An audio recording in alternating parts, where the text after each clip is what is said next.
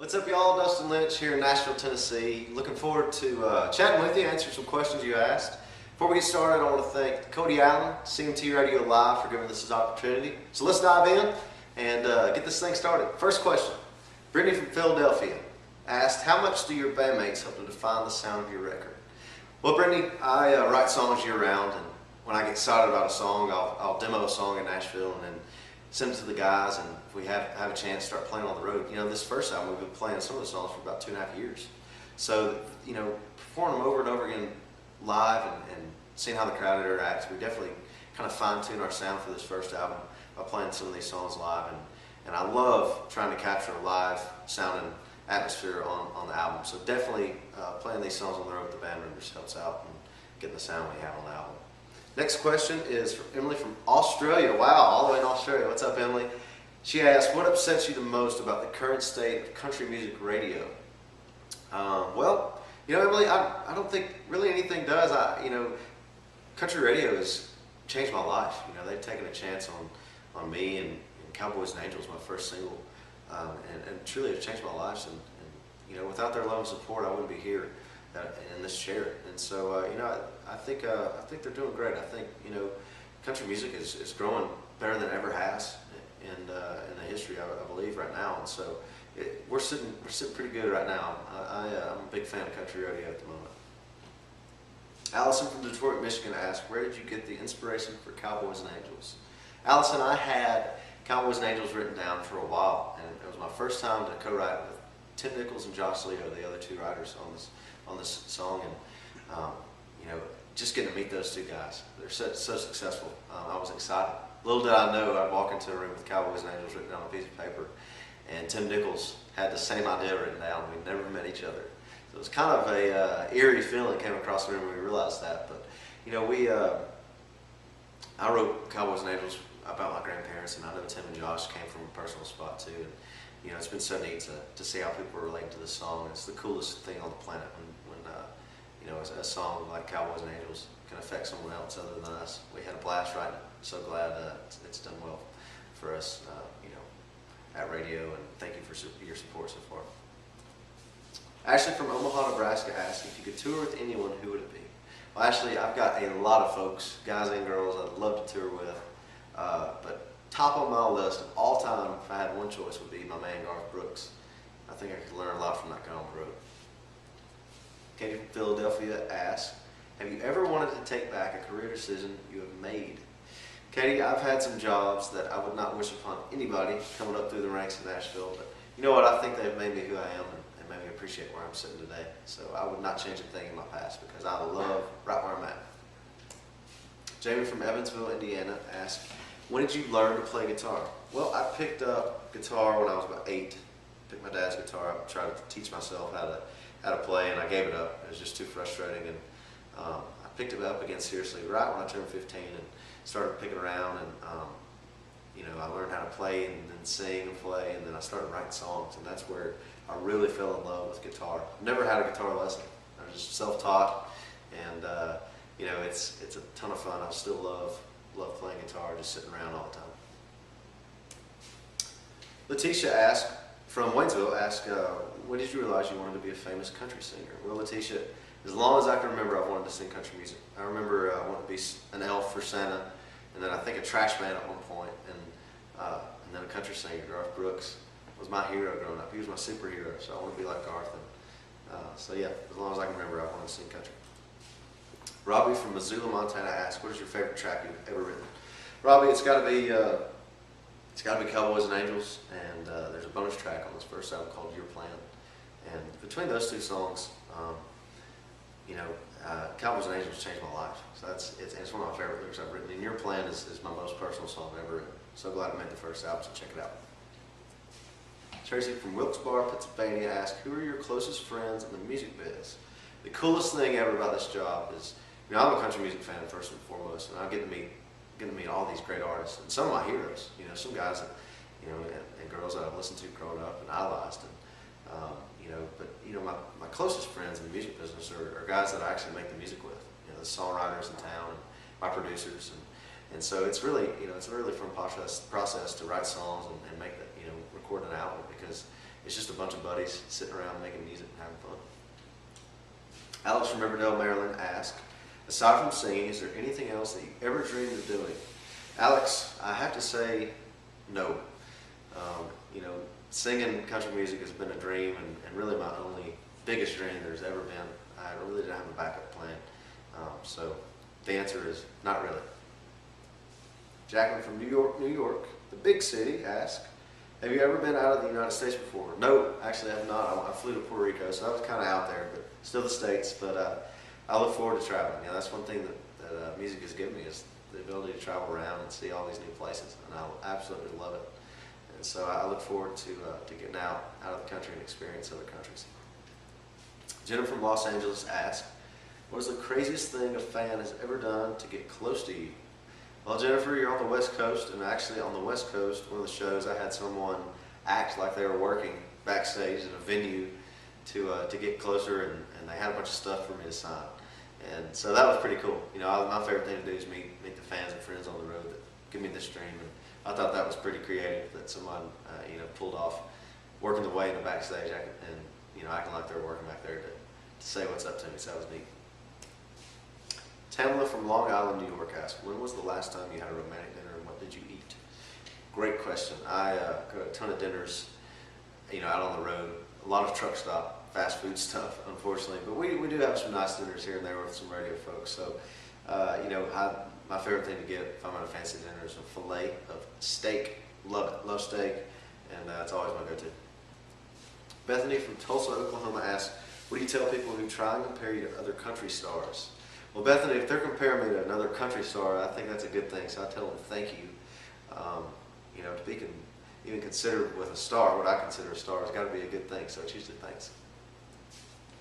Christina from Orlando, Florida asks, what are some of your musical guilty pleasures? Christina, if anybody has ever been around me just hanging out, they know I love the band Incubus, the rock band Incubus. It's been a band I fell in love with in high school, and still always listen to them. I think their stuff's really cool.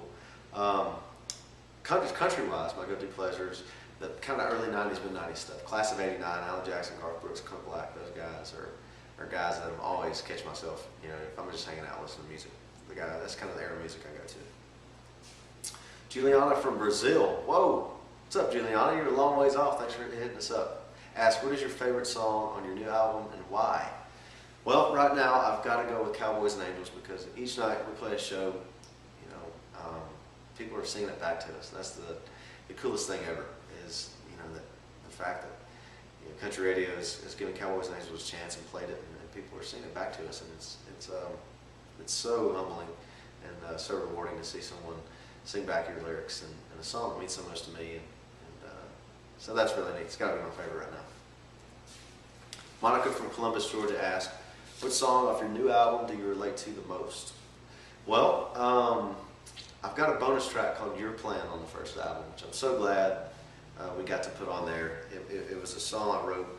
I was in a pretty tough spot in my life and woke up in the middle of the night and walked down to the basement and wrote this prayer really in about 10, 15 minutes. And the most personal song I've ever written, you know, and I couldn't think of a better way to wrap the first album. It's called Your Plan, so please check it out if you haven't yet. Melanie from Adelaide asks, which song on the album will be your next music video? Melanie, we don't know for sure what's going to be the next single yet, so I can't tell you what's going to be the next music video. Hopefully we get to shoot another video. I love shooting music videos. I've got to do one, and it was a fun process.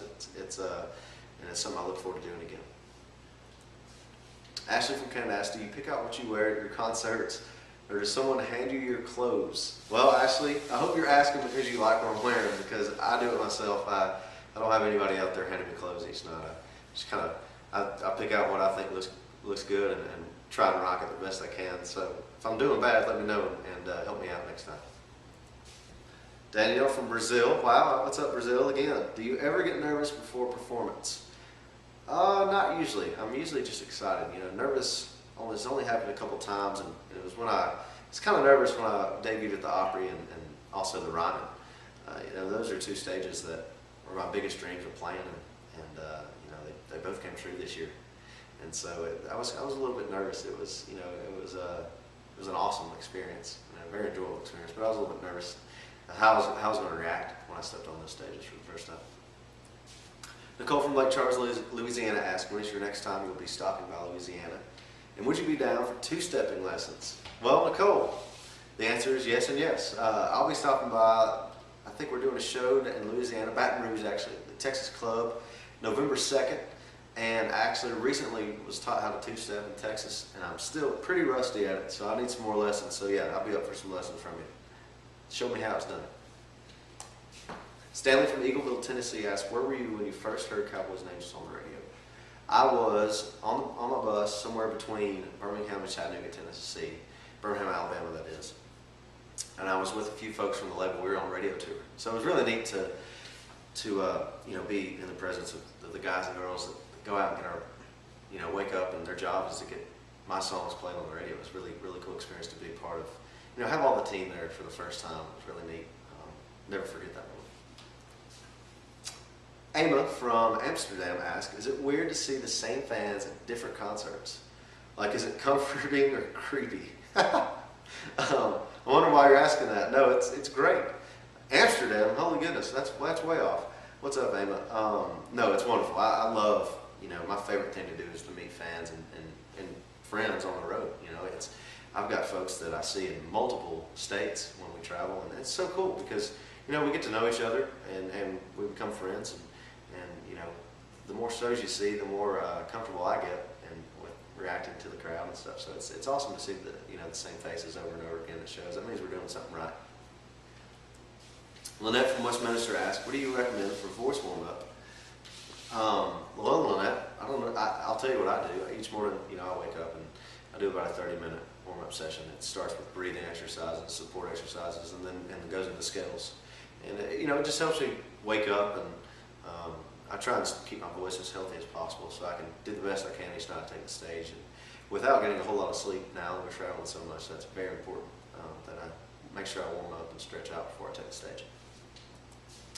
John from Atlanta asked, what advice can you give to young teens who want to be country singers? Well, John, advice I have is to dream big, and don't let anybody tell you no.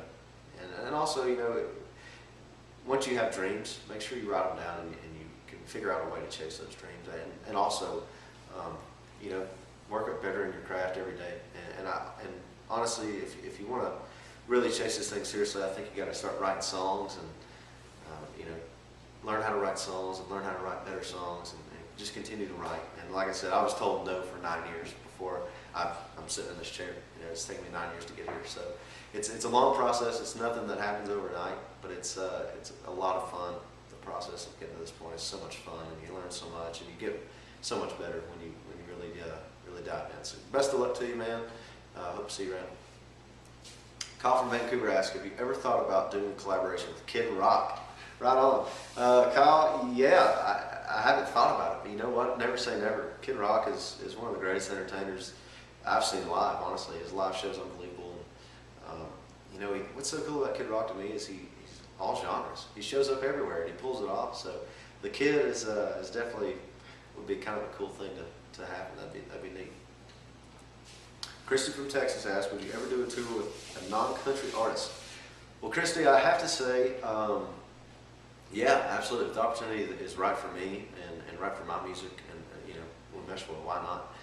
I think that would introduce me to a lot of non-country fans. Maybe I could show them what's up with country and make them fall in love with the country music world. So I would definitely think about it pretty hard for sure if I was presented with an opportunity.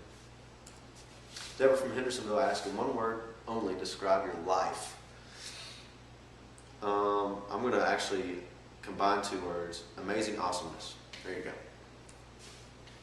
Chris from Delaware, how does it feel to be on the road and on tours as a country singer? Well, Chris, I've dreamed of being on the road and singing country music for a living my whole life, so it's amazing. It's a life change for sure.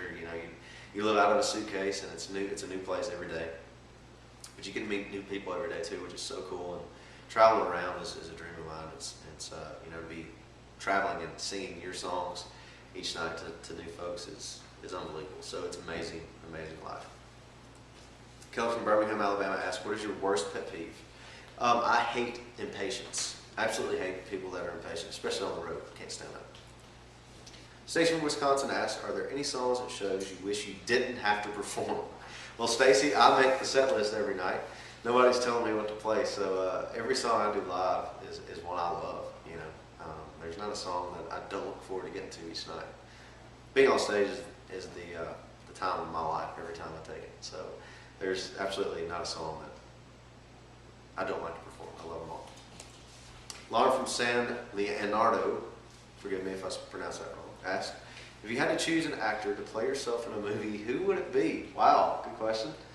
You know, I've been told, the only actor I've been told I look like is Matt Damon. And so I'd probably have to have Matt Damon play me. I wonder if he could sing, though. We'll have to see. Janie from Meridian, Mississippi asked, what inspires you when writing lyrics? Well, Janie, you know, I write with a guitar. It's usually, you know, sometimes melody inspires me. If that's how a song starts, melodically I'll have something, and you know, some words just kind of fall into place. But also, you know, I'm always soaking in lyric ideas and song ideas every day, every minute of the day. So, you know, it's being in a room and starting with nothing and walking out with a couple of buddies, you know, just hours later with a song is an amazing experience each time. So I love to write songs, and you know, other folks can inspire you in a room too. Your co-writers can too. So a number of things actually inspire the lyrics. Sarah from Philadelphia asked, who is All About You about? Well, Sarah, actually I don't have a person it's about. It's a song I wrote because I realized I'm the guy that when sitting across the table with somebody, and I still am going 100 miles a minute in my head, whether it be songwriting or music or something. So it was honestly a lyric that I needed to hear myself. And you know, All About You is just that. It's about, hey, I'm going to put everything aside, and the focus is on you tonight. So All About You is about no one, but hopefully it's about someone to you. Greg from New Jersey asked, what were you hoping to capture when you wrote the song Cowboys and Angels? Well, Greg, when I wrote the song Cowboys and Angels, I guess I can answer this question after I wrote. You know, the minute we put down Cowboys and Angels when we wrote it, the day we did, just me and a guitar and this computer here. And you know, we listened back and realized we actually captured something kind of cool, and it was a lyric that really touched us as writers. You know, me and Tim and Josh. And, you know, we knew we had a special song. It was a Cowboys and Angels to me is a universal love story that everybody can relate to. So I think we captured something universal, and it's been so cool to hear the stories of how the song has affected people and what it means to people in their lives. It's so cool and rewarding to me as a songwriter. Jamie from New York asked, what do you remember about your Grand Ole Opry debut? Well, Jamie, it was a blur, I know that, but I remember me being surrounded by my team, you know, all the folks. It takes a village to do this, and all the folks that have gotten me to that point were there. So that was really neat. Family and friends were there. I had a lot of hometown friends that were out in the crowd, so it was a very enjoyable night for me. John Conley introduced me, and I walked out, and, stepped in the circle, and like fell over, and then played 2 songs, and then after my second song, I went down and kissed the circle. So that was really neat. You know, my whole life I've dreamed of playing the Opry and standing in that circle, and it finally came true right there in that moment. It was very exciting for me. Amy from Baltimore, Maryland asked, how old were you when you moved to Nashville? Amy, I was 18, didn't know a person. So pretty cool. It was pretty scary at the same time too. Justin from Chico, California asked, what has been your most memorable moment in your career so far? Well, Justine, I've got to go with my Grand Ole Opry debut. You know, that's one of my greatest dreams that came true this year. Cowboys and Angels gave me an opportunity to debut at the Opry, and since then we played several times, and it's amazing each time we play. Kelly from Las Vegas, Nevada asked, how did you tell your parents you wanted to pursue a music career, and how did they react? Well, they reacted they were nervous about it, you know. It was, I had to promise my parents I'd graduate college before I really gave it a go, so they had their parameters, but they're supportive, you know. My mom and dad are my biggest fans. You know, they get to come out to a lot of shows, and you know, without their support I wouldn't be here, so they were reluctant, but also supportive at the same time. Brandon from Nashville, Tennessee asked, I've heard you say that your parents are your greatest influence. Why is that? Well, Brandon, they made me who I am. You know, they taught me work ethic for sure. I mean, this is a lot of work. This business is, and so you know, and also you know, it's without them as being, my support, my rock, I wouldn't be here. And so that's, I think that's how they influenced me as a person and artist. Ari from Tallahassee, Florida asks, how did you get discovered in Nashville? Well, I didn't just get discovered one day, I promise. It took me, moved here when I was 18 and didn't know a person and dove in and, just started going to anything and everything I could. I went to writers' rounds. I frequented the Bluebird Cafe, which, is world famous for songwriters. And just started learning from those guys how to write songs, what was making these songs hits. And, and then I got in, worked my way into having some bar gigs on Lower Broad and Murray Street. It was dead-end job after dead-end job and just trying and writing and open mics. And finally, out of nowhere, my now manager gave me a phone call. And he had heard some buzz about me and wanted to meet me. And it kind of snowballed from there to this point. So it wasn't anything overnight. This is not an overnight thing. It's been a 9-year process to get to this point. Tara from Orlando, Florida asks, how does it feel to now be playing the big Nashville venues like CMA Fest and the Opry? Well, Tara, each time I play a venue, CMA Fest or the Opry is a dream come true because being a country music fan, I've been a fan there for years, and so to be on those stages now is awesome. I grew up, an hour and a half from here. It's always neat to play the Nashville venues because my family gets to come out, friends and whatnot, so it's always neat for me. Ashton from Aberdeen, South Dakota asks, how did you go about finding the 3 songs you didn't have to write on your album? Well, Ashton, I'm always listening to new music that's written in Nashville. I've got a bunch of friends that are publishers and writers, and they're pitching me songs left and right all the time. Hundreds and hundreds of them. And, for these 3 songs, I caught myself in my truck riding around going back to them. And then I realized, whoa, man, if I'm going back to these songs over and over again, maybe somebody else will too. I hope I get to record these. So luckily, they were available to record, and they let me record them. And hopefully I did them right and did them justice. And so I'm excited about the 3 songs. They're actually songs I can't wait to play each time we take the stage. So it's really neat for me. Next question is from Elena from Baton Rouge, Louisiana. Asks, you have the nicest teeth. Excuse me, she didn't ask that. You have the nicest teeth. How do you keep them so perfect? Well, I've never had braces, so I guess I got it from my mama. That's about all I can answer there. Trisha from North Dakota asks, do you have any rituals before you go on stage for a show? I actually have a weird quirk. I've got to brush my teeth before I take the stage, and then usually after that I'll pump some music that gets me fired up, gets the boys fired up in the band, and then we go out there and experience something that only you can experience on stage, which is the crowd and us, sharing emotions through music, which is amazing. Shauna from Monterey, California asks, where were you the first time you heard yourself on the radio? Well, I've already answered that question, Shauna. I was somewhere between Birmingham and Chattanooga, Tennessee, with some folks from the label. We were on a radio tour and listened to Cowboys and Angels on the radio the first time, and I absolutely freaked out. It was amazing. Janelle from Burlington, Vermont asks, what is the one thing you do every single day besides shower and eat? All right. Well, I brush my teeth. Every day, let's see. I sing, definitely sing. I sing all the time, so that's probably 2 things that are, well, I guess singing is not obvious, but brushing my teeth, singing, that's about my life. Ashlyn from Oklahoma asks, what do you like to do on your time off? Ashlyn, I love to bow hunt and fish. And if I'm on the coast, I like to surf. So, bow hunt, fish, and my favorite place to listen to music, honestly, is if we're not in the field with a fire going, is on the lake on a boat with some friends. That's what I love to do in my off time. And that's all of our questions. So, Cody, CMT Radio Live, again, thank you so much for this opportunity. All of you that asked me questions, it's been amazing. I love talking to my friends and fans I met on the road. If you go on to Facebook or Twitter, DustinLynchMusic.com, and hit me with a question on my wall or on Twitter, I try and get back to everybody. So please continue to do so. Go get the new album that's out, and self-titled Dustin Lynch. Hope you enjoy. Hope some songs on there mean something to you. See you soon.